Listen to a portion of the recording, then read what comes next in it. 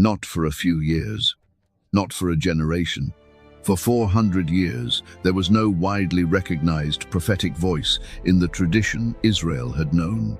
No one who stood up and said, "Thus says the Lord."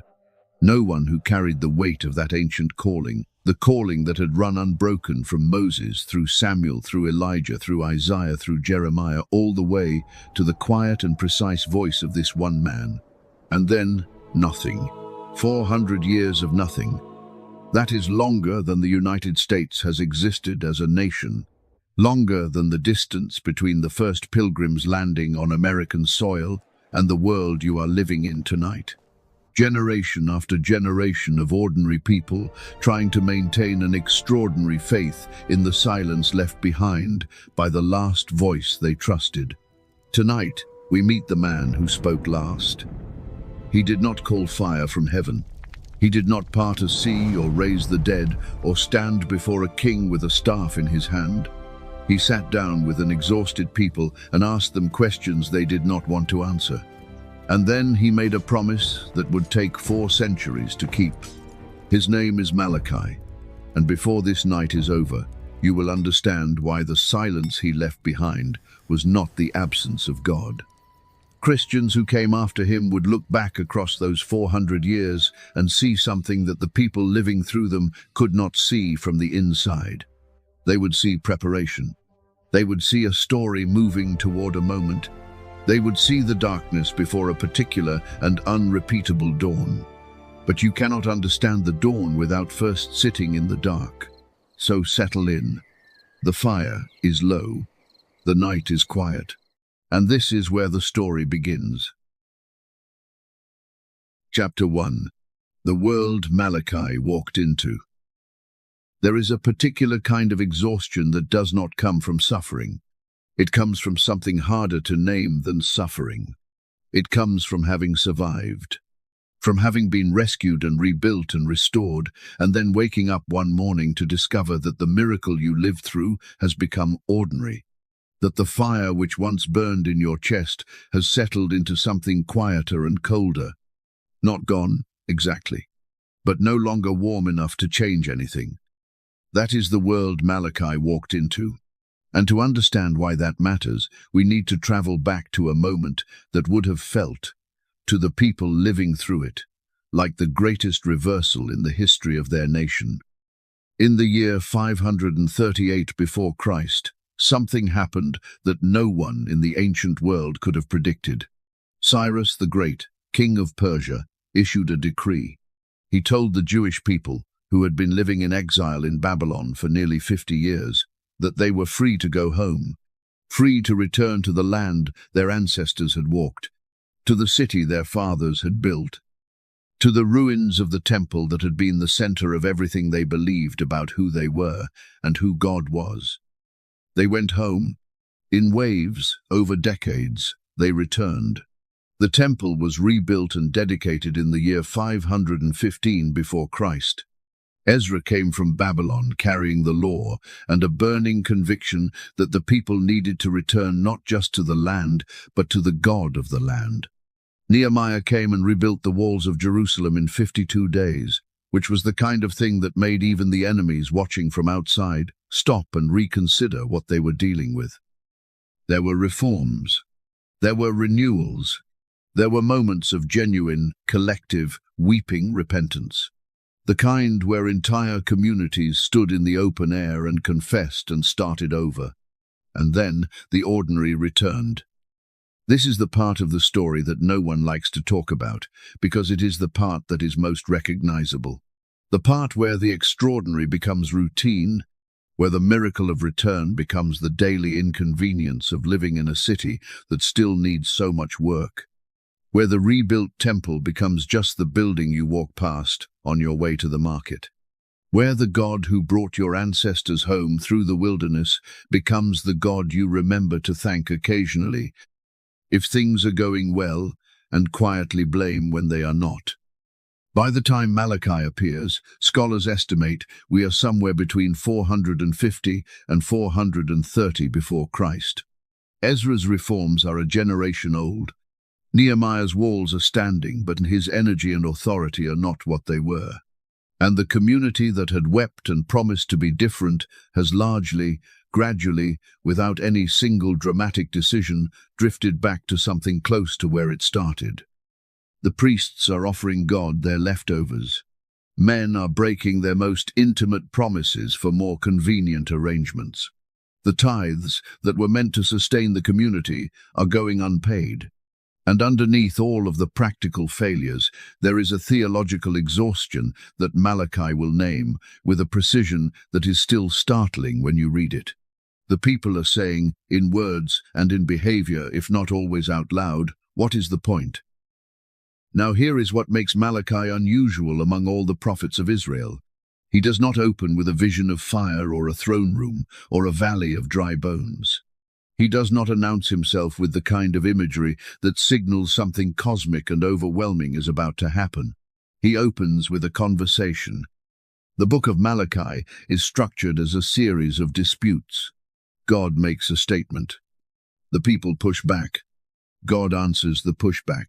This happens 6 times across 4 short chapters, and it gives the whole book the texture of an argument between people who know each other well enough to be genuinely angry with one another, which is, when you think about it, its own kind of intimacy.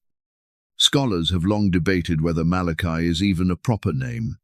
In the Hebrew, the word is Malachi, which means my messenger or my angel. Some ancient interpreters believed this was not a personal name at all, but a title, a way of indicating that this message came through an anonymous servant. Others have argued, reasonably, that it is simply a name that happens to carry that meaning, the way parents in any language sometimes give their children names that are also words. The uncertainty is worth sitting with, because it tells us something about how this book wants to be read. We do not know this man's genealogy. We do not know his hometown. We do not know how old he was or how long he preached or whether anyone listened while he was alive. He appears in the text the way a voice in a dark room appears. You hear what is said. You feel the weight of it. But the person speaking is, in some essential way, secondary to the words. What we can reconstruct from the text and from the historical record is that this messenger was speaking to a community in a specific kind of pain. Not the pain of persecution, not the pain of foreign oppression, though that was part of the background. The pain of this community was the pain of people who had done everything right and found that everything right was not producing the result they had been promised. They had come home. They had rebuilt. They had reformed. They had repented. And the great restoration that the prophets before them had described with language full of glory and abundance and nations streaming to Jerusalem had not arrived. The land was still under Persian control. The Davidic king was not on the throne. The world looked, in most of the ways that mattered to ordinary people trying to feed their families, largely the same as it had before. And into that specific, complicated, understandable disappointment, Malachi brings his 6 disputes. He does not come with comfort first. He does not soften the opening. He starts with the most fundamental thing, because if that thing is not settled, nothing else can be. He starts with love. Think for a moment about what kind of messenger could have been sent to this community. A thundering prophet in the tradition of Elijah, calling for dramatic repentance. A visionary in the tradition of Ezekiel, showing images of future glory to lift their eyes. A poet like Isaiah, giving their pain language so beautiful it could hold the weight of centuries. Instead, God sends someone willing to have an argument. And the argument begins with the simplest and most destabilizing thing God could say to a people in this condition. I have loved you. That is where the book opens. And the response of the people is the response of someone who has been waiting a very long time and is no longer certain they believe what they are hearing. They say, how? That single, exhausted, honest syllable. How have you loved us? Show us. Because from where we are standing, the evidence is not clear. We will walk into that argument in the next chapter. But before we do sit for a moment in the world Malachi stepped into, the cracked streets of a city that is rebuilt but not restored, the temple that stands but no longer fills anyone with the feeling it once produced, the priests who are still performing the ceremonies but have stopped meaning them, the ordinary people who are still showing up but have begun asking, quietly, whether showing up is making any difference at all. This is not a world without religion. It is a world where religion has become a habit that has outlasted the conviction that gave birth to it. And into that world, a man whose name means my messenger stands up and opens his mouth. He is the last one who will speak for a very long time. Listen carefully to what he says. Chapter 2. I have loved you, when love is met with a question. There is a difference between someone who does not believe they are loved and someone who cannot feel it. The person who does not believe it has made a conclusion. They have weighed the evidence and arrived at a verdict. The argument with them is an argument about facts. But the person who cannot feel it is somewhere else entirely. They may know, in the part of them that holds information, that they are loved. They may even say the words back when asked. But the warmth that was supposed to accompany the knowledge has gone somewhere they cannot locate. And when you tell that person they are loved, the response is not denial. It is something quieter and more honest than denial. It is the question, where? This is where Malachi begins. And understanding what kind of people are asking that question changes everything about how the rest of the book sounds. God opens with 3 words. I have loved you. In the Hebrew it is even simpler than that. Ahavti etchem. I loved you. Not I have warm feelings toward you when you behave correctly. Not I will love you if you return to me. I loved you. With the full weight of what that word carries in the covenant tradition of Israel, the love of a parent for a child, the love that is not based on performance but on choosing, the kind of love that preceded you and will continue after you and is not contingent on what you do next. And the people say, how have you loved us? Now, there are ways of reading this exchange that make the people sound ungrateful, like children who have been given everything and cannot see it. And there are traditions of interpretation that read it exactly that way. But sit with it a little longer before deciding what kind of response it is. This community has been through something real. Their grandparents went into exile as a consequence of generations of unfaithfulness. Their parents came home with enormous hope and began the work of rebuilding everything that had been lost. And they themselves have lived in the rebuilt version, the version that was supposed to be the fulfillment, and found it smaller than the promise. The prophets before them had used language like this. The desert will blossom like a rose. The nations will come to Jerusalem. The glory of the Lord will fill the land. A king from the line of David will reign, and there will be no end to the increase of his government. And instead, a Persian governor. Modest harvests, a temple that is functional but not glorious, a community that is surviving but not flourishing. When the people ask, how have you loved us? They are not asking the question of people who have never believed. They are asking the question of people who believed deeply enough to come home from Babylon, who worked hard enough to rebuild the city, who tried faithfully enough to reform their practices, and who are now standing in the gap between the promise and the reality, asking the only honest question available to them. Show us, because we cannot see it from here. God's answer is unexpected. He does not point to the return from exile. He does not list the moments of mercy they may have forgotten. He points to Edom. Remember your brother Esau, he says.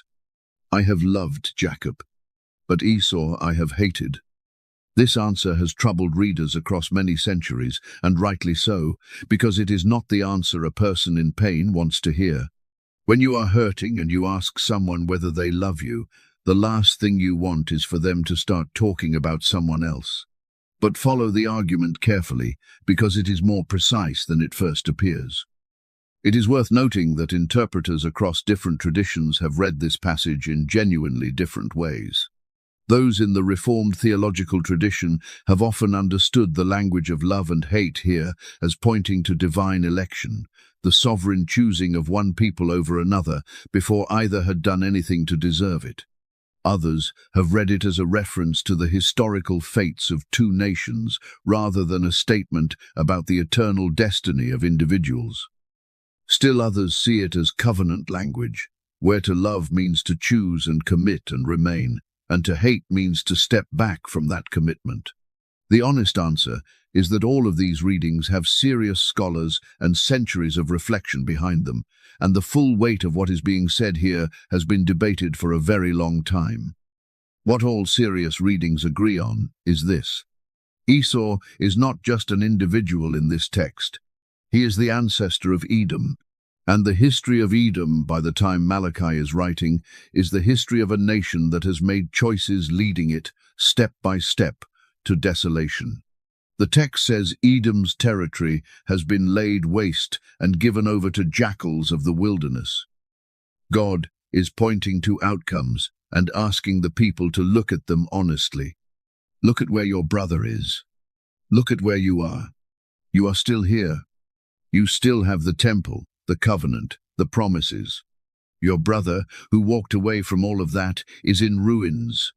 What you are experiencing as the absence of love may be the presence of a faithfulness that has not let you go even when you gave it every reason to. This is a hard argument to receive. It does not make the pain smaller. It does not explain why the promise feels so distant. It does not give the people what they are aching for, which is not a theological argument, but a felt experience of being held and seen and close to the God who claims to love them. But there is something honest in what God is doing here. He is refusing to let them define love purely by how it feels in a particular season. He is saying, the measure of whether you are loved is not whether everything is going the way you hoped. The measure is whether you have been abandoned. You have not been abandoned. That is not nothing. That is everything. Now the book does not let that be the end of the matter. Because God is not only making a case that he has loved Israel, he is also turning toward the people and beginning to show them what their response to that love has looked like in practice.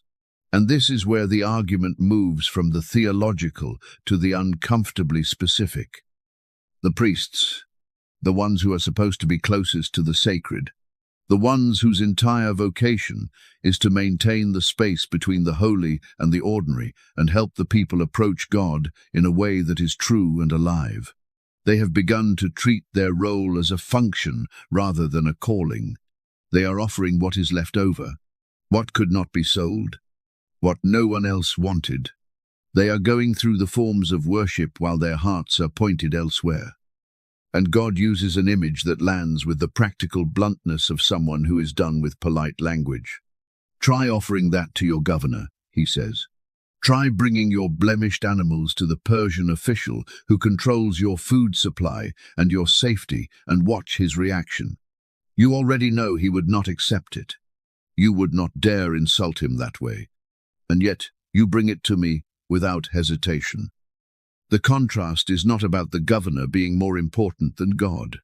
The contrast is about what the behavior reveals. The priests know which relationships require their best and which ones they can shortchange. And the fact that they are shortchanging God while giving their best to the governor tells you exactly where, in their actual daily experience, God ranks among the relationships that matter. This is not the anger of someone whose pride has been wounded. This is the grief of someone who can see that what is being offered as worship is not worship. It is performance. And performance, in the place where genuine encounter with a living God is supposed to happen, is not just inadequate. It is a kind of lie told to the most important person in the room. There is a Hebrew word that appears quietly in the first chapter of Malachi that most English translations render as contempt. But the Hebrew carries something more specific. It means to consider something common, to treat as ordinary what is supposed to be set apart, to handle with carelessness what deserves the fullest attention. The priests have stopped taking the sacred seriously. not through a single dramatic act of rebellion, through the slow accumulation of small carelessnesses that each seemed reasonable in the moment and collectively became something devastating. And underneath all of it, underneath the blemished offerings and the hollow ceremonies and the contempt dressed up as religion, there is the same question the people asked at the beginning. Is this real? Is anyone actually here? Does any of this matter? Malachi's answer, across 6 disputes and 1 short book, is the most important thing he has to say. Yes, it is real. Someone is here. And it matters more than you have been treating it as if it does. Come back, not with a better performance, with a real presence. He is worth it. Rest now. The argument has only just begun. Chapter 3. The Priests and the Art of Going Through the Motions. Picture a man in Jerusalem, sometime in the middle of the 5th century before Christ. He is a priest. He has been a priest his entire adult life, as his father was before him, as his grandfather was before that. He woke before dawn this morning, the way he always wakes before dawn. He dressed in the priestly garments. He walked to the temple through the familiar streets. He performed the morning sacrifice with the practiced efficiency of someone who has done the same thing 10,000 times. He is standing now at the altar, and his hands are moving through the ritual correctly, and his lips are forming the correct words, and everything visible about what he is doing looks exactly the way it is supposed to look. But somewhere between the 10th time he did this and the 1,000th time, something changed. Something interior and essential and very difficult to name went quiet. And the man standing at the altar now is performing, with great technical accuracy, the shell of something that used to be alive. He is not lying, exactly. He is not being deliberately dishonest. He is simply doing what he has always done in a way that has slowly, without his quite noticing when it happened, stopped meaning anything at all. This is the portrait Malachi paints in his 2nd dispute. And before it can land with the weight it deserves, we need to understand what the priests of ancient Israel were actually responsible for, because the failure Malachi describes is proportional to the role that was entrusted to them. The priesthood in Israel traced its origins to a man named Levi, one of the 12 sons of Jacob. The descendants of Levi were set apart from the other tribes for a specific purpose. While every other tribe received a portion of the land as inheritance, the Levites received no land at all. Their inheritance, in the language of the tradition, was the Lord himself, which is a way of saying that they were sustained entirely by the offerings and tithes the rest of Israel brought to the sanctuary. They lived, literally, from what the people gave to God.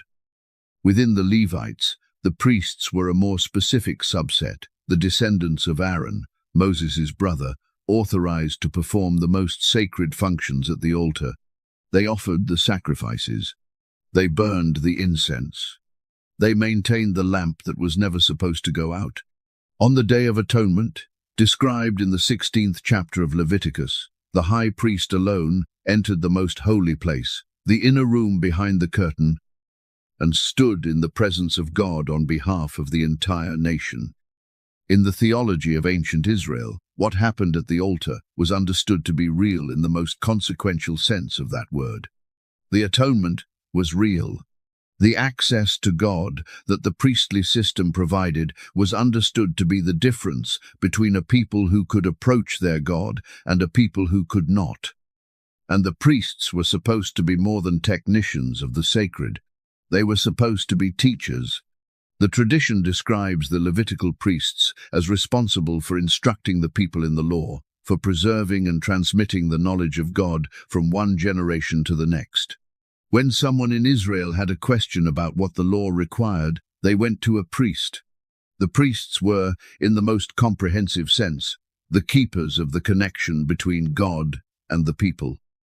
Which is why what Malachi describes is not a minor failure. It is a catastrophic one. He opens the 2nd dispute by invoking the covenant of Levi. He reminds the priests of what their role was designed to be, what the founding vision of the priesthood actually looked like. He says that the true priest who stands in that tradition was someone who walked with God in peace and uprightness. He turned many from sin. He gave true instruction. He stood in reverence before the one he served. And then, Malachi says, with the directness of someone who has run out of gentler language, "You have turned aside from the way." Not, "Some of you have drifted a little." Not, "There are areas for growth." You have turned aside from the way. The specific charges are worth examining because they reveal what institutional religious decline actually looks like at ground level. The first charge is about instruction. The priests are causing people to stumble by their teaching. The failure is subtle. They are not necessarily teaching outright falsehood. The failure is that the instruction has become disconnected from the living reality of the God it is supposed to represent. Their teaching has become procedural. Here is what the law says. Here is the correct form of the ceremony. Here is what technically counts as compliance. But the heart of the thing, the actual encounter with a present God that all of the procedure was designed to make possible, has gone missing from the teaching. When the heart goes missing from religious instruction, what is left is a map without a destination. The second charge is about partiality. A priest who shows favoritism in the application of the law has corrupted the covenant. When the person who is supposed to administer the sacred things with equal care for everyone begins to calculate who is worth their full attention and who is not, the entire system is compromised. The poor person with a real question gets the abbreviated version. The influential family gets the full treatment, and the message that communicates, louder than any sermon, is that the God whose system this is supposed to be operates on the same terms as every other human system. He favors those with leverage. He does not, but you would not know it from watching the priests. Now here is what Malachi implies throughout this section without saying directly. These priests did not decide to become what they became. There was no morning when a priest woke up and said, "Today I begin corrupting the covenant." It happened the way most important failures happen. Slowly, through small decisions that each seemed reasonable in the moment. A slightly less thorough preparation for one ceremony because there was a great deal going on that week. A slightly more attentive response to the wealthy family because they were asking genuinely good questions and it was simply easier. A teaching that became more formulaic over time because the formula worked and creating something fresh every time was exhausting. And then one day, without any single decision having been made, the priest looks up and finds himself standing in the vocation exactly as we found him at the beginning of this chapter. Hands moving correctly. Lips forming the right words, everything visible looking exactly as it should, and nothing alive inside any of it. This is not a story about bad people. It is a story about the slow erosion of attentiveness, about what happens when the sacred becomes familiar, and familiarity is allowed to drift into carelessness without anyone noticing the transition. Malachi uses the language of waste to describe what God sees when he looks at these ceremonies.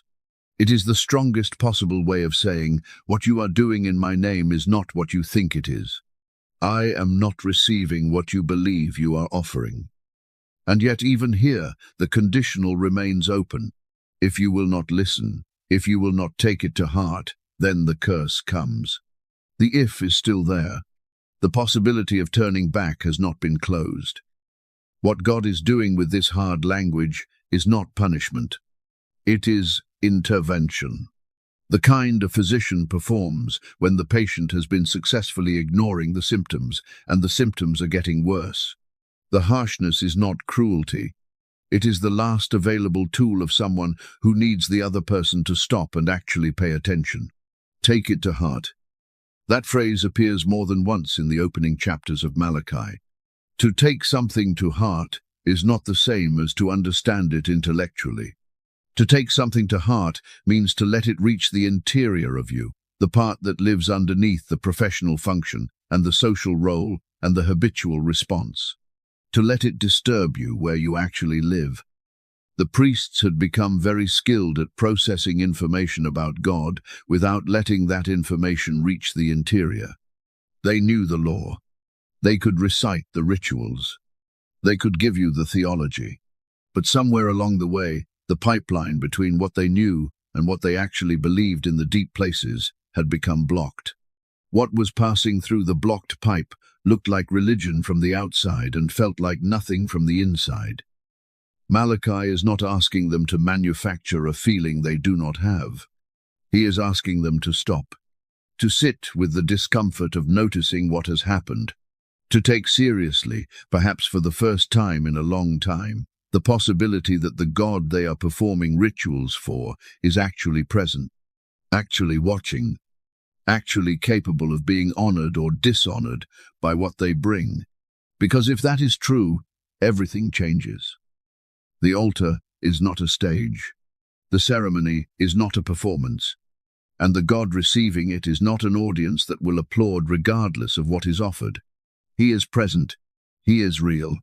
There is one more thing in this section worth pausing on, because it runs against every instinct about how to survive a period of spiritual dryness. God says that true instruction should proceed from the priest's mouth, that people should be able to seek the knowledge of God from the lips of someone who has actually been near the fire, not from a document alone, not from a procedure, from a person who has spent enough time in genuine encounter with God that what comes out when they speak carries something of what they have experienced. This is a remarkable standard. It assumes that contact with God is real enough and regular enough and transformative enough that it actually changes the quality of what a person says. The priests have lost that contact.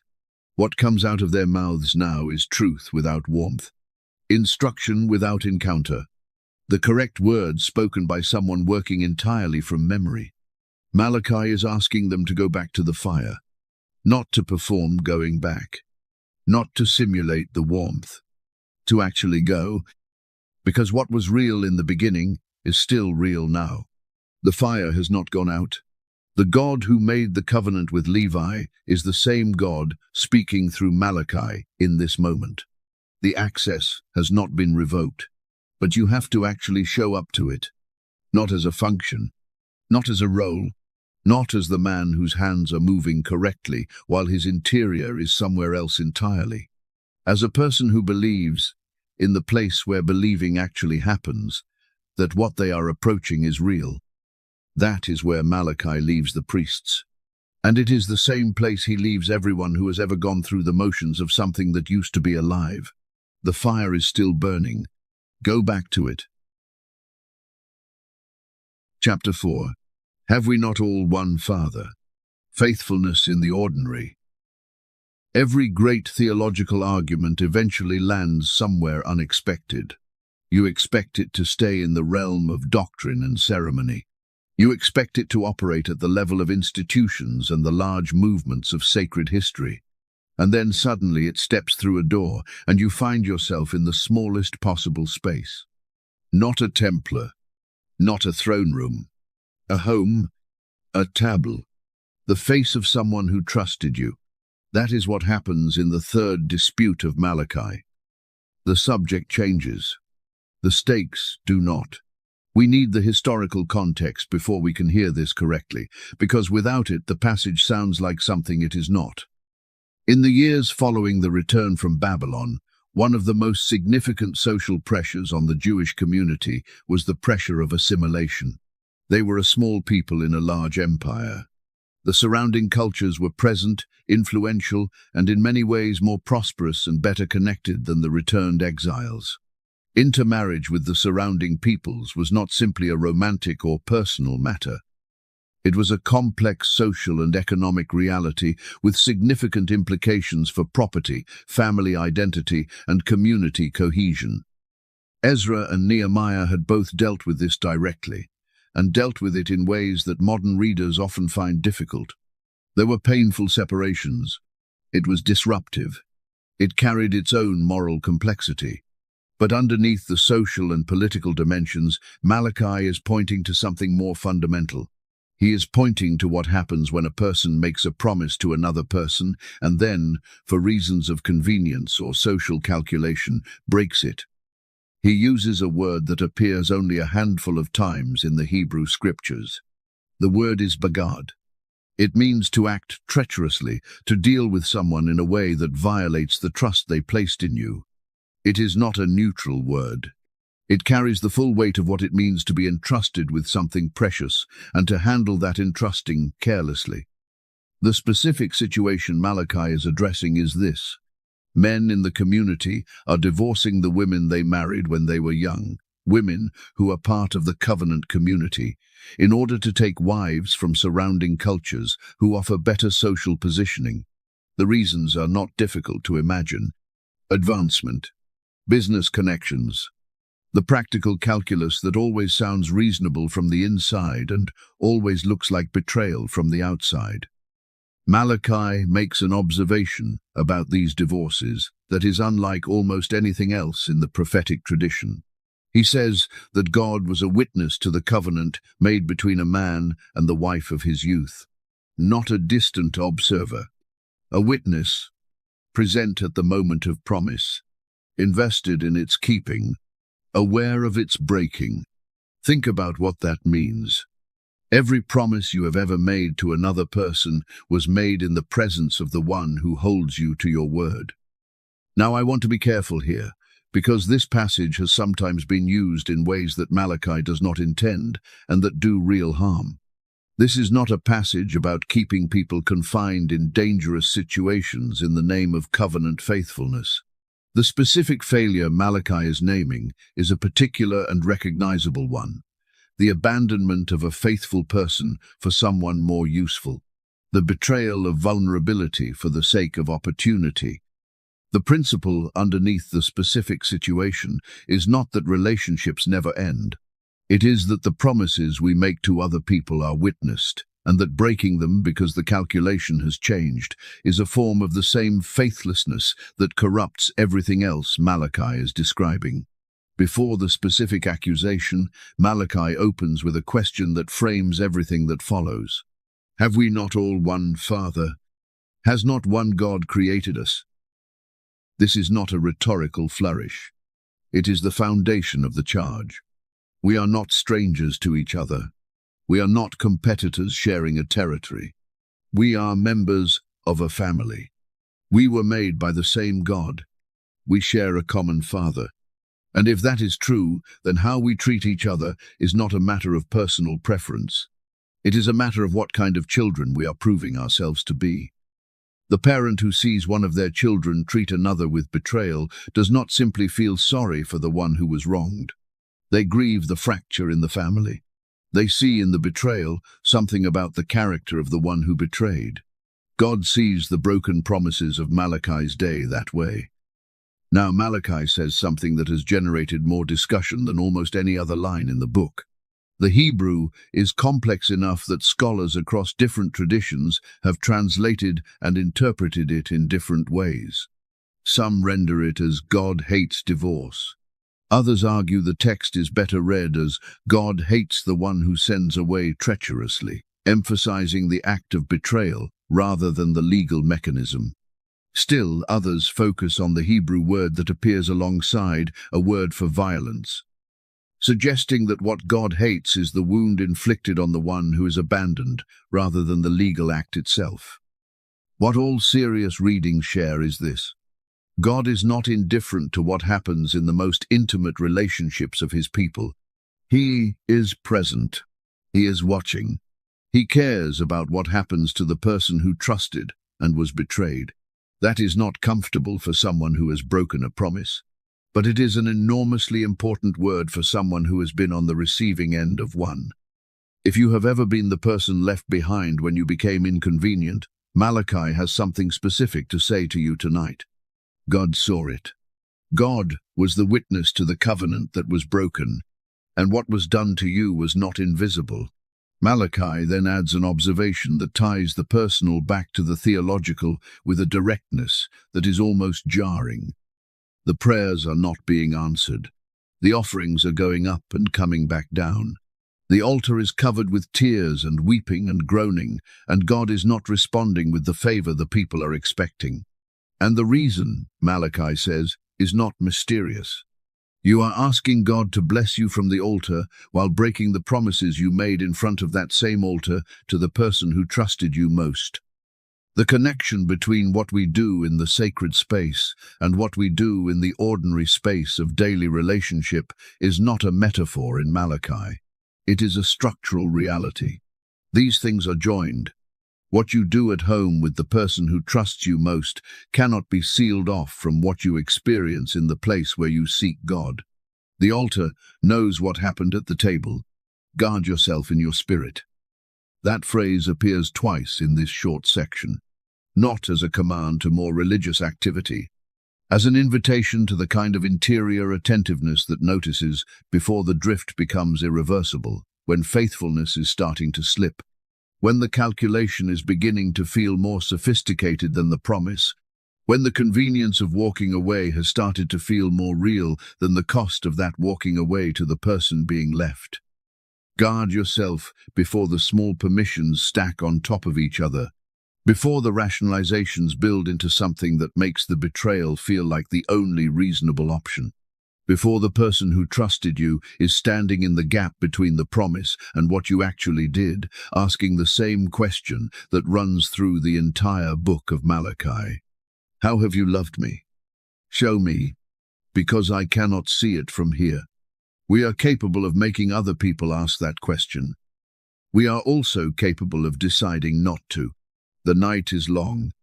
The argument is moving forward. And the place it moves toward next is more practical and more surprising than anything that has come before it. The question of what faithfulness looks like when it costs something real, not at the altar, not in the sacred space, in the most ordinary transaction of daily life, what you do with what you have. Chapter 5. Bring the full tithe into the storehouse, the most misunderstood invitation in Malachi.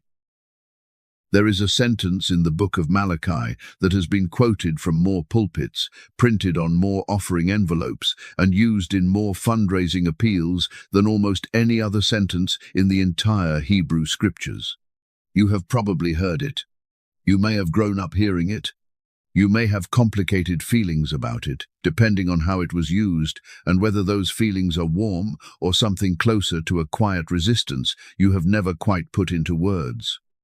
The sentence is this: bring the full tithe into the storehouse, that there may be food in my house, and thereby put me to the test, says the Lord of hosts, if I will not open the windows of heaven for you, and pour down for you a blessing until there is no more need. Before we can hear what this sentence actually means, we need to carefully look at what it has so often been made to mean, because the distance between those two things is significant. And closing that distance is the only way to let Malachi speak here with the honesty and the precision he brings to every other part of this argument.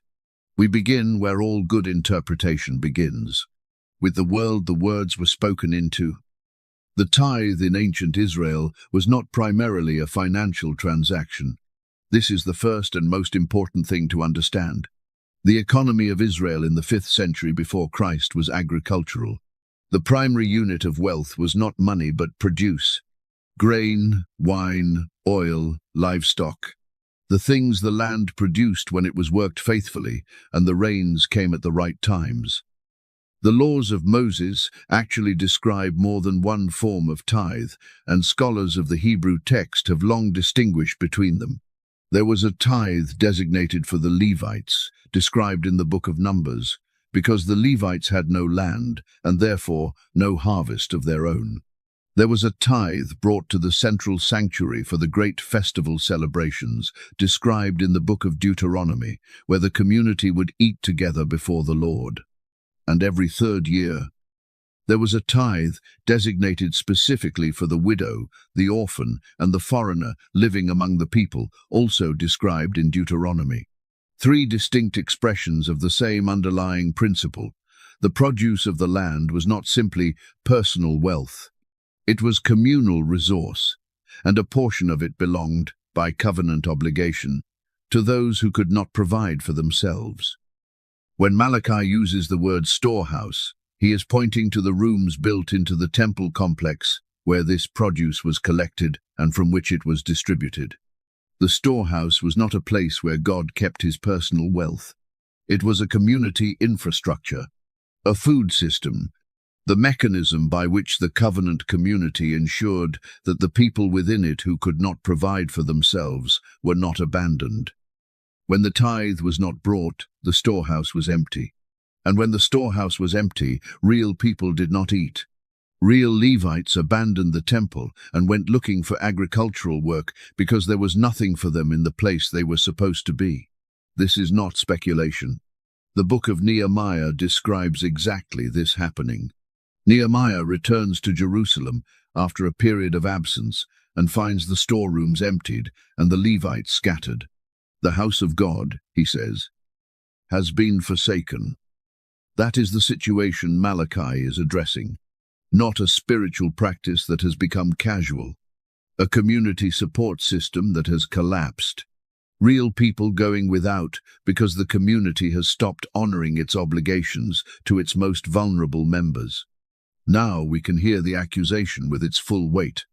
God says to the community, "You are robbing me." And the community responds in the pattern that runs through the whole book. How have we robbed you? And the answer is, in your tithes and contributions. The whole nation has robbed me. The word used here carries the sense of defrauding, of taking what belongs to another by failing to give what was promised. And this raises a question worth asking directly. How does failing to bring your tithe constitute robbing God? The answer is in what the tithe was for. God did not need the grain. He did not consume the oil or drink the wine. The storehouse was not for him, in the sense that he would use it personally. The storehouse was for the people he had designated to care for, and the system he had established to sustain the community.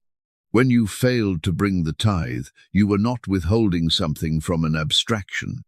You were withholding food from a Levite who had no other source of income.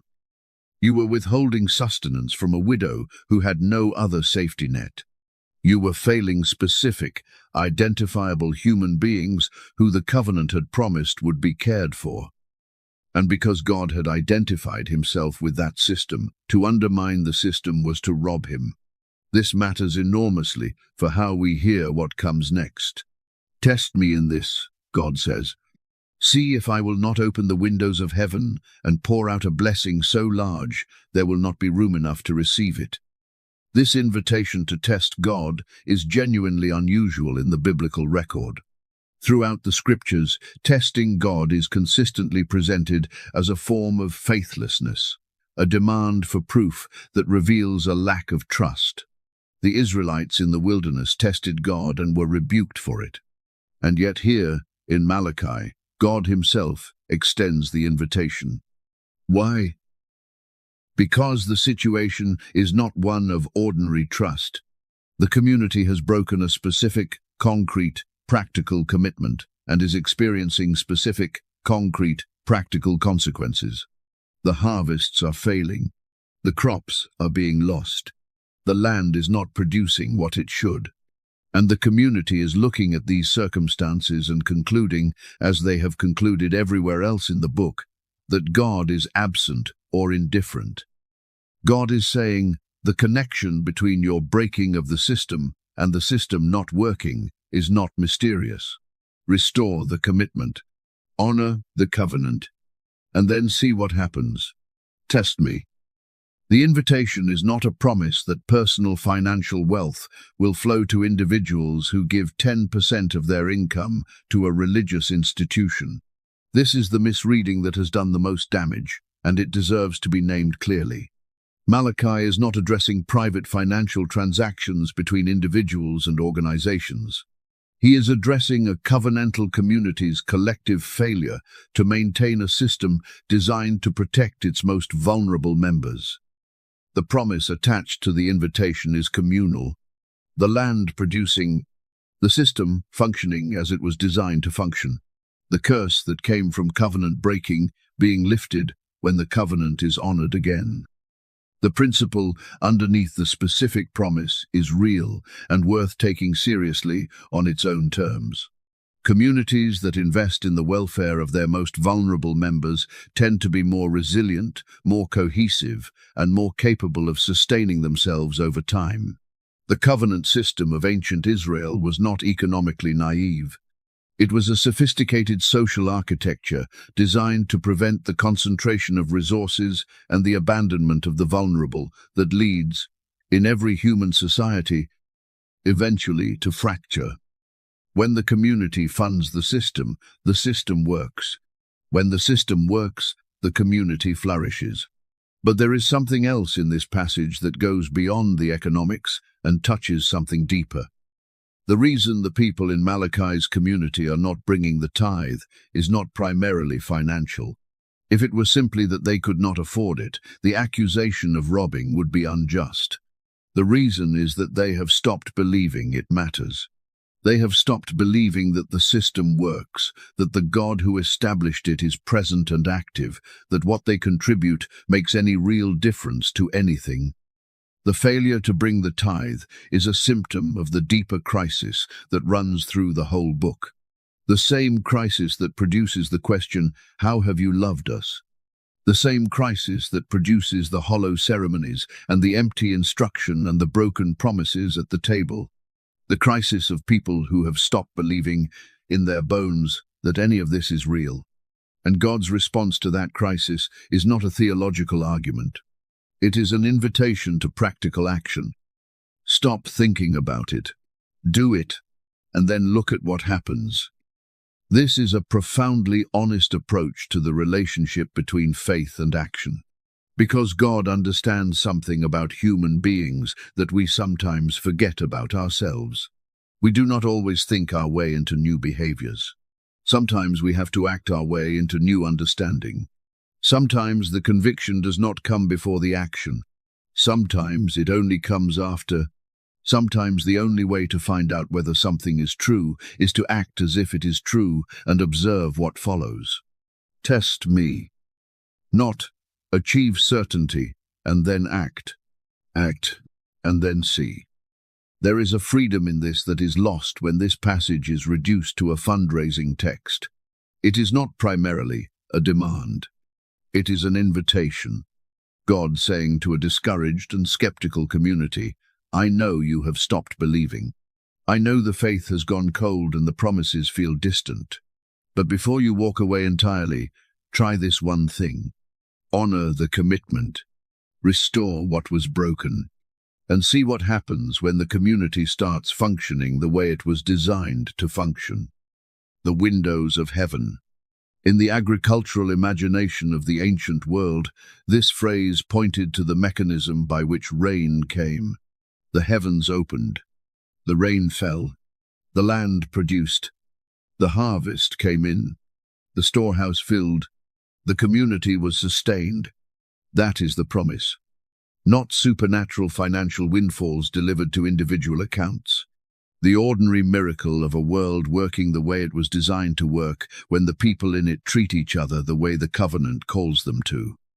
God adds that he will rebuke what the ancient text calls the devourer, the locusts and pests destroying the crops, so that the produce of the land would not be lost before it could reach the people who needed it. Their vines would not fail. The nations would call them blessed. Their land would be described as delightful. The visible, this world flourishing of a community that keeps its covenantal commitments, not a fantasy. The actual material world, working the way it is supposed to work, when the people in it are treating each other the way they are supposed to treat each other. A community where the Levites are in the temple, teaching because the storerooms are full enough to sustain them, where the widows are eating because the community honored its obligation to provide for them, where the land is producing because the system God established for its care is being honored, where the nations look at this community and notice something different. That is the vision Malachi holds out.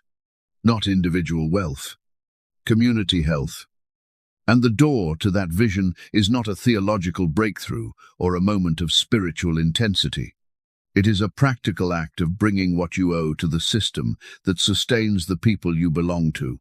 Bring the full tithe into the storehouse, not because God needs it, because your neighbor does. And because what you do with what you have is always, in the end, the truest indicator of what you actually believe about the God you claim to serve. Test me in this, says the Lord. He is still saying it. The storehouse is still waiting. And so are the people whose names you will never know, living on the edges of your community, hoping that someone who has more than enough will remember that the covenant was never only about them. Chapter 6. The people who said it was useless, a portrait of holy exhaustion. There is a woman in Jerusalem, sometime in the middle of the 5th century before Christ. She has been faithful her entire adult life. She rises before her household each morning and goes through the day with the kind of quiet discipline that no one notices because it has never once faltered. She keeps the Sabbath. She brings what she owes to the temple. She teaches her children the stories her mother taught her. She does the things, all of them, every day, without fanfare and without reward and without much visible sign that any of it is making any difference to anything at all. And on a particular evening, sitting by the lamp after the children are asleep, she allows herself to think the thought she has been pushing down for a long time. It is not working. Not, I no longer believe. Not, I am walking away. Something more painful than either of those things, because it is the thought of someone who has not walked away and does not intend to, and is sitting in the middle of all the evidence that the faithfulness is costing her something real, while the people who are not faithful seem to be paying nothing at all. It is not working. She does not say this out loud. Not to her husband. Not to anyone at the temple, but she thinks it in the lamplight, in the quiet after the children are asleep, and the thought has the texture of a stone settling somewhere inside her that she does not know how to lift. This is the person Malachi is writing for in the 5th dispute.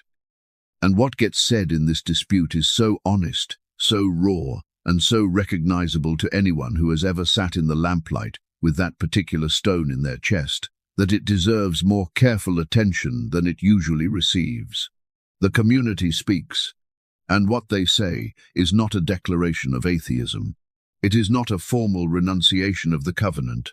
It is something harder to dismiss than either of those things. It is the testimony of people who tried. They say, it is vain to serve God.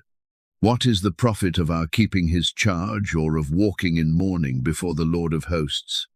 And now we call the arrogant blessed. Evildoers not only prosper, but they put God to the test and they escape. Let those words sit for a moment before you move past them. It is vain to serve God. Not, God does not exist. They are not making a philosophical claim about the reality of a divine being. They are making a relational claim about the value of the relationship. We have been in this relationship. We have kept the obligations. We have walked in mourning, which in the ancient world was a posture of deliberate humility, sackcloth and ashes, and the conscious positioning of oneself before God as someone who is aware of their smallness and their need.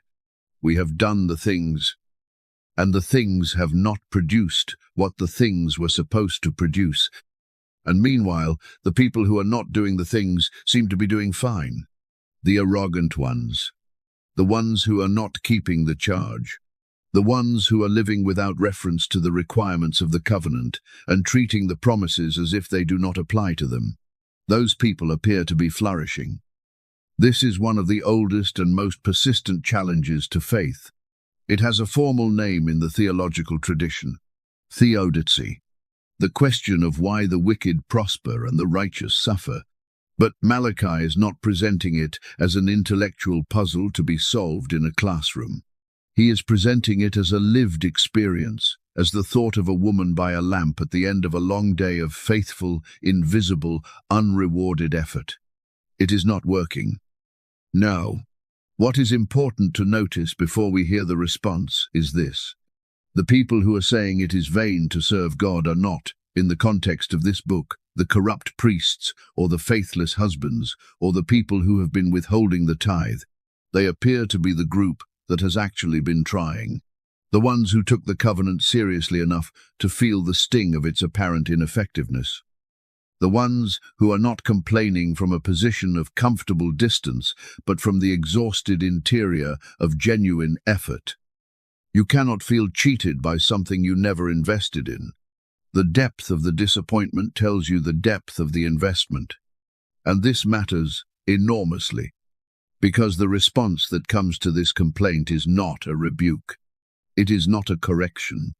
It is not a command to try harder or believe more or stop asking the question. It is a disclosure. God tells Malachi that the people who fear the Lord, who speak to one another about what they are carrying, are being heard. Their words are not disappearing into silence. They are being listened to.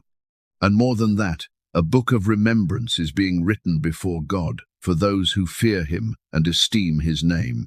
A book of remembrance. In the royal courts of the ancient Near East, records were kept. Lists of people who had served faithfully, people who had performed acts of loyalty and courage and quiet faithfulness that deserved to be preserved in the official memory of the reign.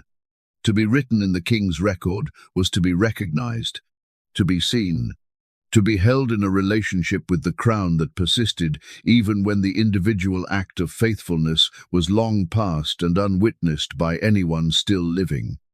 God is saying, I have a record. And the people who fear my name, who have not given up on the relationship despite the difficulty of the season, who are speaking honestly to one another in the dark, those people are in it. They shall be mine, God says. They shall be my treasured possession on the day when I act, and I will spare them as a man spares his son who serves him. My treasured possession. The Hebrew word is segula. It appears several times in the Torah to describe Israel's relationship with God. You shall be my treasured possession among all peoples. It is the word for the thing you would not trade away for anything.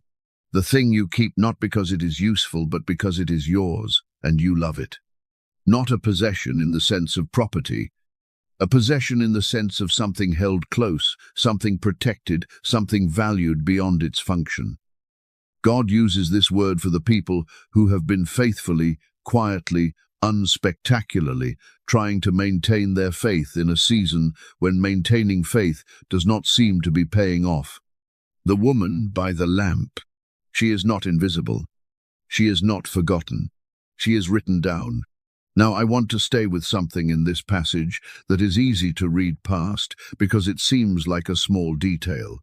But it is one of the most important things in the entire book. The text says that those who feared the Lord spoke to one another, not that they maintained their private interior devotion in isolation, not that they each went away separately and kept the faith in the privacy of their own hearts. They spoke to one another. They gathered. They sat together in the difficulty and said honest things to each other. They named what they were experiencing and held it in common. In a community where the official channels of religious life have become hollow, where the public worship has become performance, the people who are still genuinely trying are finding each other. And they are doing something simple.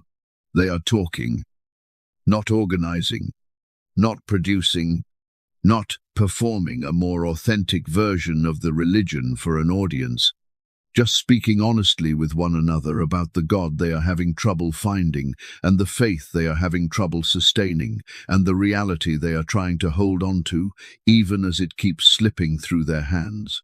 And that, according to Malachi, is the thing God is listening to most closely. Not the official ceremonies, not the technically correct offerings, not the institutional performance of religion at its most polished. The honest conversations happening between ordinary people who are struggling and who have found each other in the struggle and who are choosing to sit together rather than drift apart. There is a community of that kind in every generation. It is not always visible. It is rarely the most prominent expression of faith in any era, but it is there. And Malachi says it is precisely there that God is paying the closest attention. You are not the last one. That is the message underneath the message of this fifth dispute. You feel alone in your faithfulness. You feel like the only person still trying when trying does not seem to produce results. You feel like the people who have given up are, from a purely practical standpoint, making the more rational choice. You are not the last one. There are others. They are speaking to each other, and the things they are saying, in the conversations that no public record would think to preserve, are being written down in a book that God Himself is keeping. The woman by the lamp is not the only one sitting with that stone in her chest tonight. There are others, in other houses, in other villages, with other lamps burning low, all of them written down. Do not give up before the morning. Now Malachi turns toward the other group, the ones he calls the arrogant, the ones who have seemed to prosper while the faithful have struggled. And what he says is not triumphalist. It is not the voice of someone who takes pleasure in announcing judgment. It is the voice of someone who wants the distinction between these two ways of living to be seen clearly, because the clarity matters. Then you will again see the distinction between the righteous and the wicked, between one who serves God and one who does not. Again, that word is doing something important. There was a time when the distinction was visible, when it was possible to look at the world and see that faithfulness led somewhere genuinely different from faithlessness. That time has felt, in the difficult season Malachi is addressing, like it has ended. The distinction has blurred. The outcomes appear indistinguishable. Not forever, God says. Not at the end of the story. But Malachi does not let the people wait for that future clarity as a reason to disengage from the present. He does something more pastoral than that. He gives them the frame they need to live faithfully in the meantime. The meantime, that in-between space where the promises have not yet been fulfilled and the difficulty has not yet resolved, and the distinction between faithfulness and faithlessness is not yet visible to anyone watching.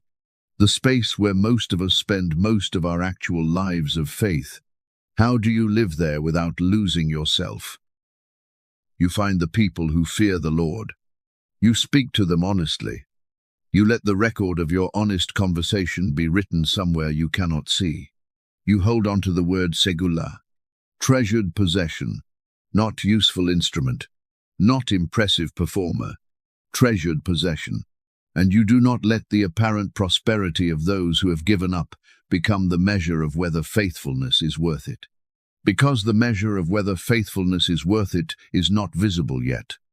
But it is coming, and the chapter that follows holds a picture of what the morning looks like when it finally arrives. A picture so vivid and so particular that it has never been forgotten by anyone who has truly let it land. You are not the last one. You are known. You are written down. Chapter 7. The day that burns and the sun that heals, two faces of the same morning. There is a moment in every long night when the darkness reaches its deepest point. Not at the beginning of the night, when you still carry some warmth from the day that just ended. Not in the middle, when sleep can still find you. But in the hours before dawn, when the body is coldest and the mind is most exposed, and the distance between where you are and where the light is feels impossible to cross. Malachi is writing for people in that hour. And what he says in the fourth and final chapter of his book is not a gentle reassurance designed to make the remaining darkness feel less dark. It is something stranger and more powerful than reassurance. It is a vision. And like all true visions, it contains within it something that cuts and something that heals, and the same image does both things depending on where you are standing when it arrives. He begins with fire. Surely the day is coming, he says. It burns like an oven. All the arrogant and every evildoer will be stubble. The day that is coming will set them ablaze, so that it will leave them neither root nor branch. This is not comfortable language. It is not designed to be. But before we hear what it means, we need to be clear about what it does not mean, because the history of reading this passage contains misreadings that have done real damage. The fire, in the prophetic tradition of Israel, is not primarily an image of endless punishment in the way that some later theological traditions have interpreted it. It is, in its original context, the image of the burning away of what is false so that what is true can remain. The complete consumption of everything built on a foundation that cannot hold. Think of it this way. Every arrangement of arrogance, every structure that has sustained itself by treating the vulnerable as expendable and the covenant as optional, every system held together by the assumption that power is the final reality and that the God who makes promises to the poor and the widow is either absent or irrelevant. Every one of those systems is built on a particular understanding of how the world ultimately works. The day Malachi describes is the day when that understanding meets what is actually true, and what is built on something false cannot survive that meeting. Root and branch.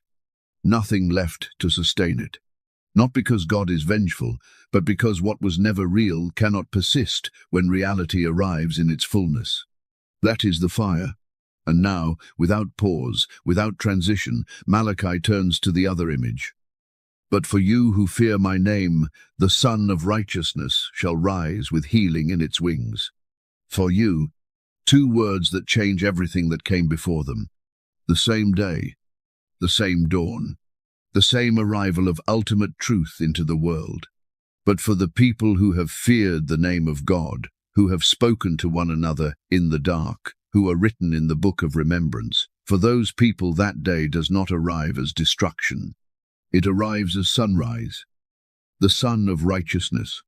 This phrase appears only once as a specific combination in the entire Hebrew Bible. And it is worth noting that while this particular phrase is unique to Malachi, the deeper imagery it draws from, the connection between the sun, divine justice, and the character of God, runs through the Psalms and the prophetic writings in ways that would have resonated immediately with Malachi's original audience. When the psalmist writes that the Lord God is a sun and shield, or when Isaiah describes a day when the light will be sevenfold, they are drawing from the same reservoir of imagery that Malachi brings to its most concentrated expression here. In the ancient world, the sun was frequently associated with justice. The great law codes of the ancient Near East depicted rulers receiving their authority in the presence of the solar deity, because the sun was understood to be the source of the light by which truth could be seen clearly, by which the false could be distinguished from the true, by which justice could be carried out with accuracy. Malachi takes that ancient image and transforms it. The sun that rises is not the sun of any foreign court or borrowed mythology. It is the sun of righteousness itself. The rising of a reality so aligned with truth and justice and the character of the God who made the covenant that it functions for the faithful the way the winter sun functions for the cold earth. It does not destroy. It restores. It warms what has gone cold. It brings back to life what the long season has left dormant. And it rises with healing in its wings. The Hebrew word for wings here is kanaf. It also means the corner or edge of a garment. It is the same word used when Ruth asks Boaz to spread his garment over her as an act of covenant protection. It is the word used in the Psalms when the writer describes taking refuge under the shadow of God's wings. It is a word of covering, of shelter, of the protection that comes when something larger positions itself between you and what threatens you. The sun of righteousness rises, and it does not simply shine on the faithful from a distance. It covers them, it enfolds them, and it brings with it, in the very structure of its arrival, the healing that the long night has made necessary. Healing, not simply restoration to what existed before the night. Healing implies that something was wounded, that the waiting was not painless, that the faithfulness cost something real, that the people receiving this sunrise are not people who move through the darkness untouched, but people who carry the marks of it. The woman by the lamp carries those marks. The man at the altar who wants to mean what he is doing but keeps finding that the wanting is not enough. The family that has been trying and not prospering, while the family down the road that stopped trying seems to have everything. Every one of them carries the marks of the night. God does not promise his people a painless passage through the night. He promises them a sunrise. And you shall go out leaping like calves from the stall. This image is so unexpectedly physical and specific and joyful that it almost seems out of place in a book that has been conducting serious theological disputes. But it is exactly right. A calf that has been kept through the cold months, fed and sheltered but confined, released into an open field on the first warm morning of spring, does not walk out sedately. It does not emerge with the measured dignity of someone who has carefully considered the theological implications of the new season. It runs. It kicks. It leaps. It moves with the completely unself-conscious physical joy of a creature that has been enclosed and is suddenly, gloriously, undeniably free. That is what God says the arrival of the Son of Righteousness will feel like for the people who have been waiting through the night. Not dignified, not measured, not theological, free. Now Malachi adds two commands that follow the vision. They come after the fire and the sunrise and the leaping calves, after the most vivid imagery in the entire book, and their placement is deliberate. The first command is this: remember the law of my servant Moses. The statutes and rules commanded at Horeb for all Israel. Remember. Not seek a new revelation. Not wait for a fresh word. Remember what you already have. In seasons of spiritual disappointment, there is a persistent temptation to conclude that the problem is insufficient revelation. That if God would just say something new, provide some additional clarity, send some unmistakable sign, then the faith would be easier to maintain. Malachi refuses that logic with a single word. Remember, you have the law of Moses. You have the covenant. You have everything you need to live faithfully in the present. The problem is not that you have been given too little. The problem is insufficient attention to what is already in your hands. The ancient wisdom does not become less wise because it is ancient. The covenant does not become less binding because it was given a long time ago. The law of Moses was not given for the generation that received it at Horeb. It was given for all Israel. Every generation that comes after, including the generation standing in the rubble of the Second Temple wondering what comes next, including the person listening to these words tonight, in whatever difficulty they are sitting in. The second command follows immediately, and it closes not only the Book of Malachi but the entire collection of the Hebrew prophets. Behold, I will send you Elijah the prophet before the great and awesome day of the Lord comes. And he will turn the hearts of fathers to their children and the hearts of children to their fathers. We will walk carefully into what this promise means in the chapters that follow. But for now, sit with what Malachi has just done. He has given his community a vision of fire and sunrise. He has given them the command to remember what they already hold. And then he has given them a promise. Before the great day comes, something will happen. Someone will come. The fractures between generations will be addressed. Fathers and children drifting in opposite directions will find their way back to each other. And then, on that note of promise still hanging in the air, the voice falls silent. Not because it has said everything, because it has said enough. Enough to sustain a people through what comes next. But what comes next is longer than anyone standing in Malachi's day could have anticipated. The Son of Righteousness will rise, with healing in its wings, and you will go out leaping. Hold that picture with you into the night. Let it sit somewhere in you where the arguments cannot reach it. Let it do its work while you sleep, because the morning it describes is real, and it is coming. Chapter 8. 400 years. The shape of the silence. Imagine receiving a letter, not a message on a screen. A letter written by hand, by someone who has known you long enough to see you at your best and at your worst, and who has not stopped caring about you despite the full knowledge of both.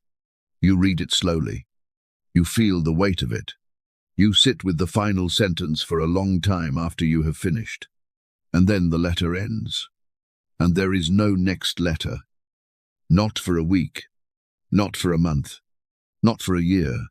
The silence stretches out in a way you did not expect and cannot fully prepare for, because you were not told how long it would be.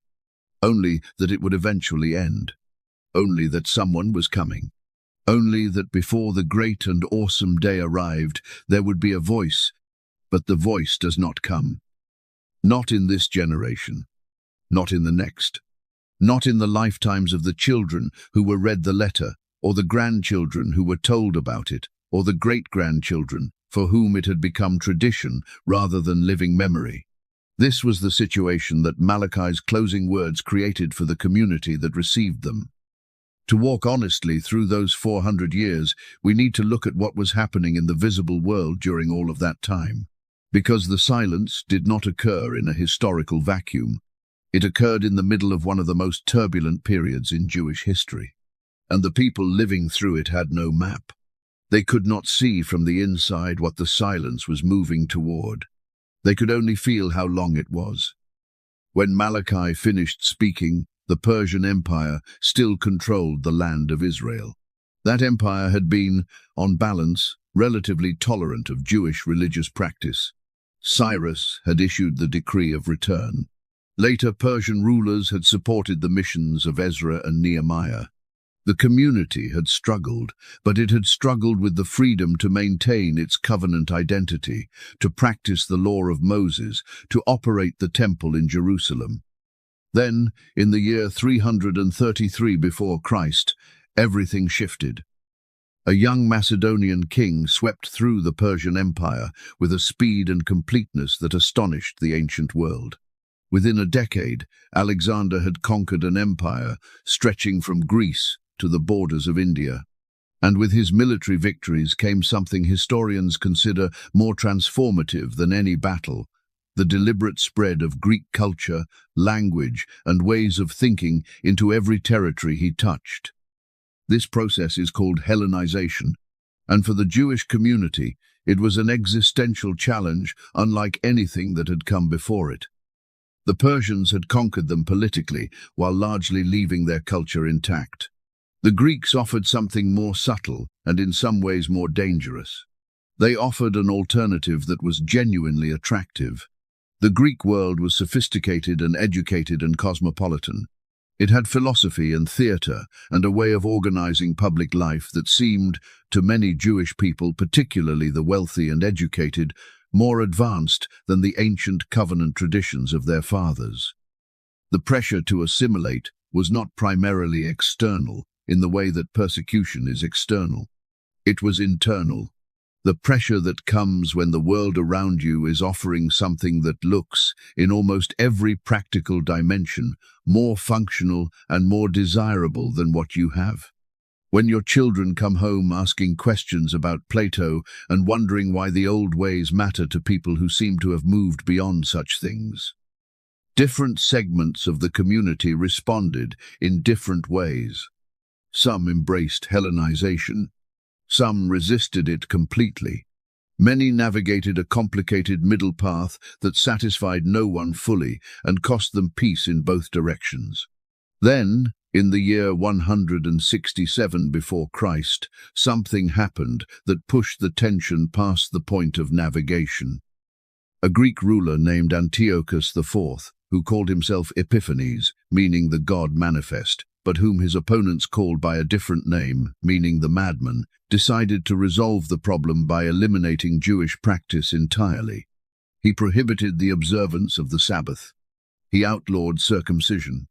He burned copies of the Torah. And in the act that would burn itself into Jewish memory more deeply than any other, he entered the temple in Jerusalem and desecrated the most holy space the community knew. This led to a revolt. A priestly family called the Maccabees led a campaign against the Greek forces that succeeded, against overwhelming odds, in driving them from Jerusalem. They recaptured the temple, cleansed it, and rededicated it to the worship of God. This rededication is commemorated to this day in the festival of Hanukkah, which means dedication. The Maccabean period produced its own heroes and its own theology of faithful resistance. And then it produced its own corruption, as the family that had been heroic priests gradually became something closer to a dynastic monarchy, with all the attendant compromises that accompany the transformation of idealism into institution. And then came Rome. In the year 63 before Christ, the Roman general Pompey entered Jerusalem and made his way into the temple complex. Roman control of the region was now established, and the final stretch of the silence would play out under the weight of an empire that demanded, above all else, the acknowledgement of Roman authority. Now, I want to be precise here, because precision matters. What is often called the 400 years of silence refers, in the Christian theological tradition, to the absence of a prophetic voice in the tradition of the Hebrew canonical prophets. It is important to acknowledge that Jewish communities in this period were not without religious life, spiritual reflection, or sacred literature. There were apocalyptic writings, wisdom texts, and documents like the Books of Maccabees that recorded and interpreted the events of those turbulent centuries. The silence that Christians later came to describe was the silence of a specific kind of prophetic voice, the voice that had spoken in the name of the Lord with the authority of Moses and Elijah and Isaiah and Jeremiah, the voice that Malachi had embodied one final time. And that voice had not been heard. Think of the woman by the lamp from the previous chapter. Now imagine her granddaughter, and her granddaughter's children, each of them inheriting the same quiet faithfulness, the same practices, the same stories told at the same tables, the same hope held across the same gap between the promise and the visible reality. Each of them asking, in their own generation, in their own lamplight, the same question: is anyone still there? 400 years of that question. 400 years of ordinary people getting up in the morning and making the choice, again, to continue. And then, in the 15th year of the reign of Tiberius Caesar, while Pontius Pilate was governor of Judea, in the specific historical moment that the Gospel of Luke describes, with the precision of someone establishing the date of something that actually happened, a man appeared. Not in Jerusalem, not in the temple, not at the center of the institutional religious life of his community. In the wilderness, he wore clothing made of camel's hair. He had a leather belt around his waist. He ate locusts and wild honey. If you have been paying attention, those details are not incidental. They are a signal. The specific description the tradition had always associated with one particular figure, the rough man from the wilderness, the one who appears without genealogy, without institutional credentials, without the ordinary markers of social legitimacy, the one who simply shows up and says the thing that changes everything. His name was John, and he came preaching in the wilderness of Judea, calling people to prepare, saying that the kingdom of heaven was near. The Gospel of Matthew connects him explicitly to the ancient prophetic tradition, to the voice crying in the wilderness from the book of Isaiah. And when the disciples of Jesus asked him directly whether Elijah must come first, Jesus gave an answer that the tradition had not entirely prepared for, but that made complete sense once it was given. He told them that Elijah had already come, and they had not recognized him. Christians who came after understood this to mean that John had come in the spirit and power of Elijah, fulfilling the promise of Malachi not through a supernatural reappearance of the ancient prophet, but through a man formed by the same wilderness, carrying the same fire, saying the same essential thing that Elijah had said in a different century. How long will you go limping between two different opinions? If the Lord is God, follow him. Prepare the way of the Lord. The promise of Malachi had been kept, but it had been kept in a form that required the eyes of faith to see. The voice that broke the silence was not what anyone had drawn in their imagination. It was a man in the wilderness, wearing camel's hair, asking the same question Malachi had been asking all along. Are you ready? Because something is coming that is larger than anything that has come before. Christians, looking back across those 400 years, would later come to see the silence not as absence, but as preparation.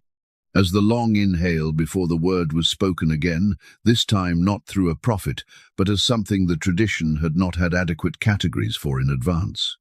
But you cannot understand what broke the silence without first understanding how long the silence was. And now you do. The storehouse was empty. The priests were performing without believing. The people were asking whether any of it was worth it. And 400 years of ordinary people were getting up in the morning and choosing to continue. Their faithfulness was not wasted. Nothing written in that book was wasted. And the morning that finally came was worth every year of the waiting. Chapter 9. One family in the silence, what it costs to keep hoping. In Jewish tradition, the hope that Malachi's final promise kept alive across the centuries came to be expressed in a practice that is still observed at Passover tables around the world. A cup of wine is poured, an extra cup, more than the number of people at the table requires. It is set in the center where everyone can see it, and near the end of the meal, the door of the house is opened. The family looks out into the night. They are looking for Elijah. The cup bears his name. The door is opened for him. The tradition holds that the great prophet, who never died in the ordinary way but was taken up in the whirlwind, might come on the night of Passover, and his arrival would signal that the great and awesome day of the Lord was near, that the promise Malachi had spoken was finally, at last, being kept. I want you to sit with this practice for a moment.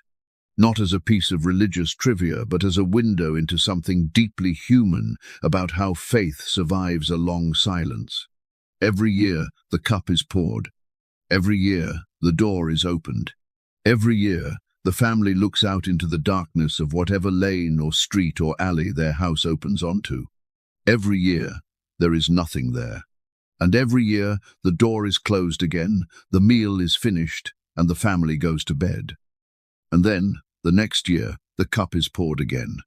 Now I want to follow one particular family through one particular Passover evening, sometime in the 2nd century before Christ, in a village in Judea during the years of Maccabean revolt and Greek cultural pressure and all the accumulated difficulty of a community trying to remain itself in a world designed to make remaining itself as inconvenient as possible. The father has lit the lamp. The mother has prepared the bread without leaven. The youngest child has asked the question that begins the ceremony, the ancient question that every child is taught to ask: why is this night different from all other nights? And the father has told the story. Egypt, and the plagues, and the blood on the doorposts, and the parting of the sea, and the bread from heaven in the wilderness, and the law given at the mountain. The story the family has told every year at this table for as long as anyone can remember, and before that, for as long as anyone has been told about. The children have eaten. The songs have been sung. The cups appropriate to the ceremony have been shared. And now the father rises from the table. He takes a cup and fills it with wine. He places it in the center of the table. He walks to the door and opens it. The night air comes in. The child, sitting nearest to the door, feels it on their face. Cool and dark and smelling of the village at night, of cook fires and animals, and the particular smell of the air in this particular place, in this particular season. The family looks past the doorframe into the lane outside. There is no one there. Just the dark and the quiet and the distant sound of another family inside their own home, doing what families do at the end of the evening. The father stands at the open door for a moment. The child watches his face. There is something in the way he is standing, something in the quality of his looking that is not just going through the motions. He is actually looking. As if, even after all the years of opening this door and seeing nothing, he has not quite stopped expecting that this might be the year. He closes the door. He returns to the table. The cup of wine remains in the center, full and untouched. Why? The child asks. Who was the cup for? For Elijah, the father says. We leave a place for him. We open the door. We wait. But he did not come, the child says. No, the father says. Not yet. Not yet. Those two words. Sitting quietly in the middle of a kitchen in a village in Judea, in the middle of 400 years of silence, in the mouth of a man who has opened that door more times than he can count and seen nothing more than the familiar dark of the familiar lane. Not yet. This is the practice that carried the hope of Malachi forward through the centuries. And what it represents is worth staying with, because it is one of the most quietly extraordinary things that human beings do in the face of a long, unanswered promise.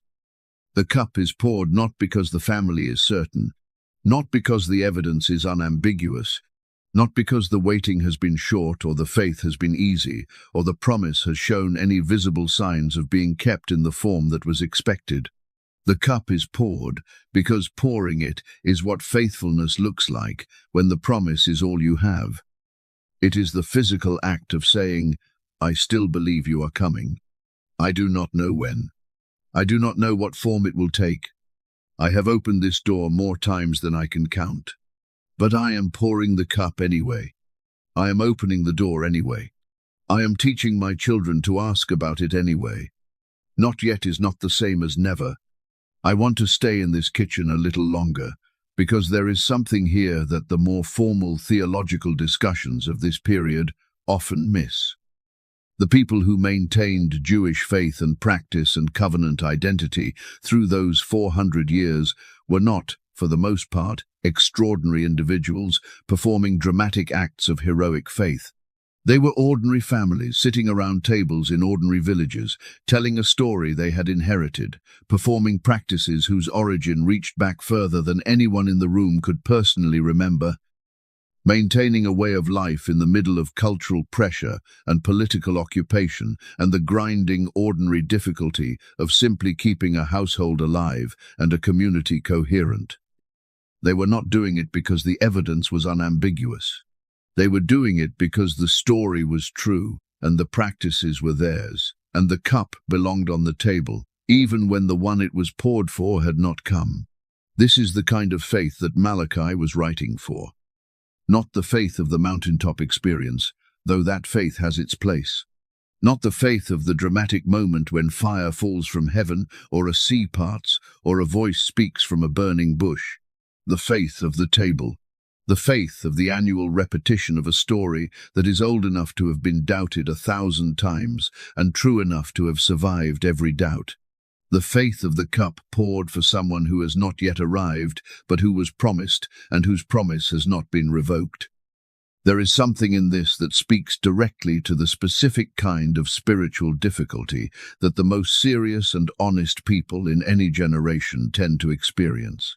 It is easy to maintain faith when the evidence is clear, when the prayers are being answered with the kind of specificity that leaves no room for coincidence, when the community is alive and the worship is genuine and the sense of divine presence is available and real.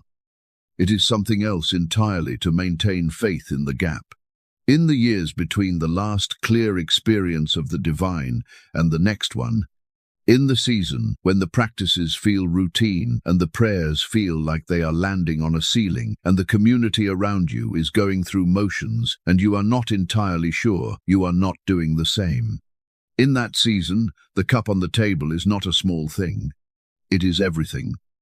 It is the decision, made again each year, to continue treating the promise as real even when the promise has not yet been kept in the form you expected. It is the refusal to let the length of the waiting become the definition of the relationship. It is the acknowledgement that the God who was present in the past is not required to announce himself in every present moment in order to remain real. The cup on the table says, I believe you are coming. I do not know when. I do not know what you will look like when you arrive. I have opened this door more times than I can count, but the cup is poured. The door is open, and I am still at the table. That kind of faith is one of the most active and costly things a human being can do, because every year that the door is opened and closed again, without the expected arrival, is a year in which the choice to pour the cup again must be made against the accumulated weight of every previous unopened door. And yet the cup was poured, year after year, family after family, generation after generation, by people whose names we do not know, in villages whose locations we cannot locate, in the middle of circumstances that gave them every practical reason to stop. They did not stop. Now there is something else worth naming about what those 400 years required of the people who lived through them, something beyond the endurance of a long wait. Because it was not only the length of the waiting that was difficult, it was the form the keeping of the promise eventually took.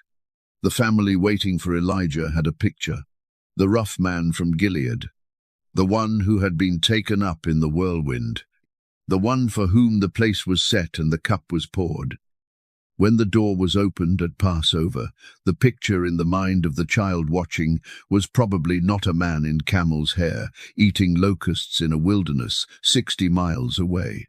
And this is perhaps the most important thing those 400 years required of the people who survived them with their faith intact: the willingness to be surprised by the form the answer takes. Not the faith that specifies in advance exactly how the promise will be kept and then waits to verify the specification, but the faith that holds the promise itself, the core of it, the thing underneath all the specific details, and stays genuinely open to the possibility that the God who made it is not limited to the forms the human imagination has prepared for. The cup was poured for Elijah, and what came was a man named John. But the hearts were turned, the way was prepared, the promise was kept. It just did not look the way the picture in the mind of the child at the table had looked. That is what it costs to keep the cup on the table for 400 years. Not certainty, not a detailed roadmap of exactly how and when and in what form the promise will be fulfilled. Just the willingness to pour the wine and open the door and look honestly into the dark and close it again and say, to the child watching, not yet, and mean it as a promise rather than a defeat: the morning is coming. Pour the cup. Open the door. And when it comes, do not be so committed to the picture you had prepared that you miss what is actually standing in the doorway. Chapter 10. The Last Word and the Morning that Followed It. After Malachi spoke, the world waited. We began there, and we return there now. But the sentence means something different at the end of this journey than it did at the beginning, because now you know what the waiting looked like from the inside. You have sat with the exhausted community, asking, "How have you loved us?" You have heard the priests going through motions that had become hollow. You have felt the slow erosion of faithfulness in the ordinary spaces of daily life. You have sat with the woman by the lamp and her stone of quiet exhaustion. You have seen the Book of Remembrance and the family at the Passover table and the 400 years of doors opened into darkness. And now we come to the question that all of this has been moving toward. What does a story like this mean for the person listening to it tonight? Not in the abstract, in the specific, in the particular circumstance of your actual life, in this actual night, in whatever you brought with you into these quiet hours that made sleep feel like something to be reached rather than simply received. Malachi was not writing theology for its own sake. He was writing for people who were tired, people who had tried, people who were asking whether the trying was worth it and whether anyone was paying attention and whether the gap between the promise and the reality they were living in was ever going to close. He was writing for you, not because your circumstances are identical to those of a small Jewish community in the 5th century before Christ, but because the question underneath those circumstances is the same question that has not changed across 2,500 years of human history. Is anyone there? Does this matter? Is the faithfulness worth it? And Malachi's answer, carried across all of that time, is the same answer it was when he first spoke it. Yes, I have loved you. You are not abandoned. You are not the last one. You are written down, and the morning is coming. I want to come to the end of this night by speaking honestly about what that morning looked like when it finally arrived. Not because the story requires a tidy resolution, but because the people who poured the cup for 400 years deserve to have someone say clearly what happened when the door was finally opened and the promise was finally kept. John came to the wilderness. He wore camel's hair and a leather belt. He called the people to prepare. He baptized in the Jordan River. And one day a man from Galilee came to the river, and when John saw him, he said something that the tradition has never forgotten. Behold the Lamb of God, who takes away the sin of the world. Shortly after that, a voice came from heaven, and the voice said, This is my beloved Son, in whom I am well pleased. Christians came to understand this moment as the beginning of the fulfillment of everything the prophetic tradition had been pointing toward. Not only Malachi, all of it. The Exodus and the covenant at Sinai, and the Psalms of David, and the visions of Isaiah, and the lamentations of Jeremiah, and the 6 disputes of Malachi. All of it moving, across centuries, toward a moment when the word that had been speaking through all of those voices became, in the way that the Gospel of John would later describe it, flesh, moved into the neighborhood, sat at tables, asked questions, told stories, reached toward people who had been told they were unreachable, called people beloved who had spent years wondering whether anyone remembered their name. Beloved.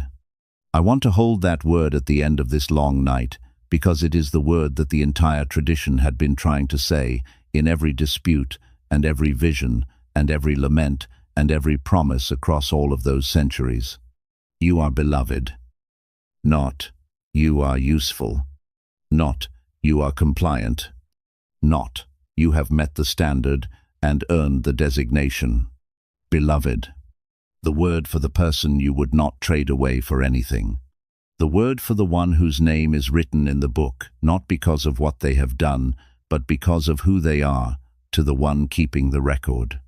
Malachi opened his book with the words, I have loved you. And 400 years of silence later, the voice from heaven opened the new chapter with the word, beloved. The love had not changed, only the silence between the two declarations. Now I want to speak directly to you, wherever you are on this particular night. You may have come to this story as someone outside the tradition it emerges from. Someone who found it by accident or curiosity, or because something in the opening sentences pulled you in on a night when sleep would not come. What I want you to know is this. The questions Malachi is asking are not questions that belong exclusively to any religious tradition. The gap he describes is the gap that every human being who has ever tried to believe in something larger than themselves has felt. The aching distance between the world as it is and the world as it ought to be. Between the love that is promised and the love that can be felt. Between the silence and the word that finally breaks it. You are allowed to want the morning. And wanting it is not weakness or naivety or the sign of someone who has not thought carefully enough. It is the most honest thing a person can do.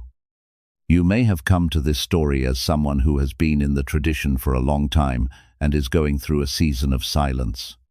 A season where the faith is still present, but the feeling is not. Where you are still at the table, but the cup feels more like habit than hope.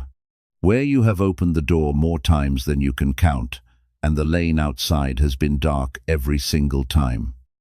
What I want you to know is this. You are not alone in that season. The woman by the lamp was not alone. The family at the Passover table was not alone. The generations who kept the cup on the table through Persian governance and Greek cultural pressure and Roman occupation were not alone. They were all written in the same book. They were all held as the same treasured possession. And so are you. Your season is not the whole story. And if you have come to this night carrying something specific, something with weight and shape, and a name you may not have said out loud to anyone, something that has made the quiet feel heavy instead of restful, what I want you to leave with is the simplest thing Malachi has to offer. You are not forgotten. You are not abandoned. Whatever you are holding tonight is known by the one who keeps the book of remembrance. The cup on your table has not gone unnoticed. The door you have opened more times than you can count, looking for something that has not yet appeared in the form you expected. That faithfulness is written down. The sun of righteousness is rising. Christians who have read Malachi across the centuries have seen in that image a hope fulfilled in ways that the original community could not have anticipated, fulfilled through the one whose arrival broke the silence, and whose voice the tradition had been preparing to hear for a very long time. The healing that the long night made necessary, the warmth that comes not because the night was not real or the waiting was not long, but because the morning is proportional to the dark that preceded it. You are not the last one. You are beloved. And the morning, wherever you are in the long arc between the last word and the first light, is already on its way to find you. It does not hurry. It does not delay. It comes at the time appointed, the way all mornings come, quietly and without announcement, finding you exactly where you are, warming what has gone cold, healing what the night has marked. The last prophet of the Old Testament has spoken his last word. The silence that followed was long, but the morning that broke on the other side of it changed everything, and that morning is still breaking. Even now, even here, even in this room, in this night, in the quiet that is settling over these words as they find the place in you where the real things live. The darkness has not overcome the light. Not once. Not in 3,000 years. Not tonight. Good night, beloved. The cup is on the table. The door is open. And the morning is already on its way to find you.